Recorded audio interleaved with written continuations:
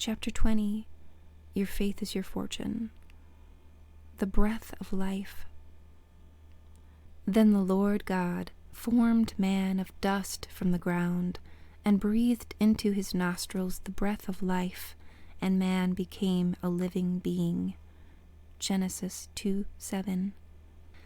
As thou knowest not what is the way of the Spirit, nor how the bones do grow in the womb of her that is with child, even so knowest not the works of God, who maketh all.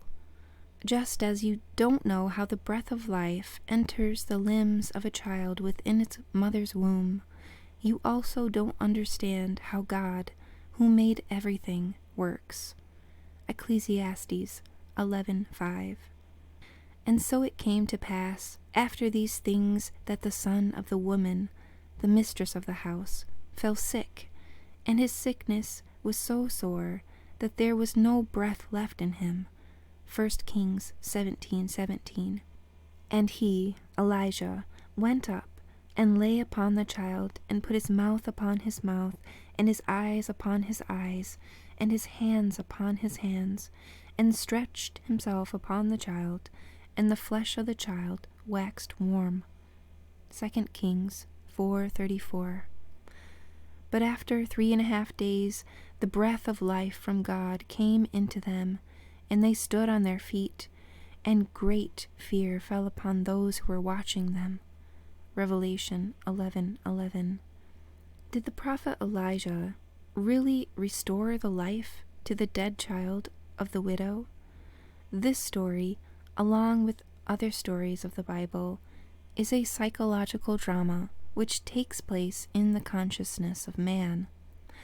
The widow symbolizes every man and woman in the world. The dead child represents the frustrated desires and ambitions of man, while the prophet Elijah symbolizes the God power within man, or man's awareness of being. The story tells us that the prophet took the dead child from the widow's bosom and carried him into an upper room. As he entered his upper room, he closed the door behind them. Placing the child upon a bed, he breathed life into him. Returning to the mother, he gave her the child and said, "Woman, thy son liveth. See, thy son liveth."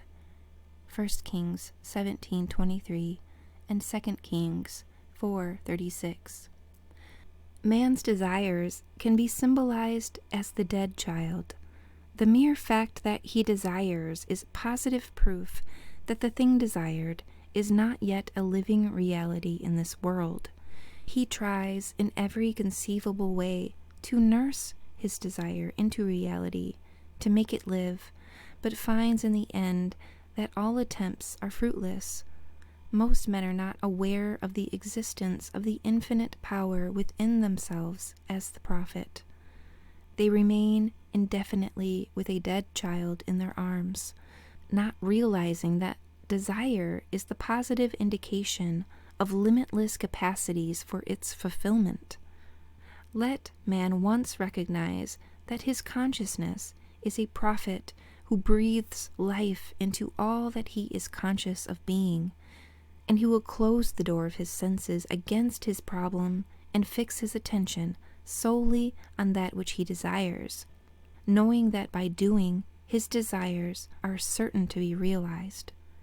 He will discover recognition to the breath of life, for he will perceive as he consciously claims himself to be now expressing or possessing all he desires to be or to have, that he will be breathing the breath of life into this desire.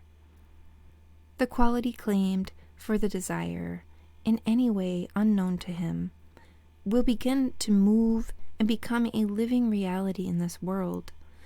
Yes, the prophet Elijah lives forever as man's limitless consciousness of being, the widow as his limited consciousness of being, and the child is that which he desires to be. If you like the content, please remember to like and subscribe. Until next time.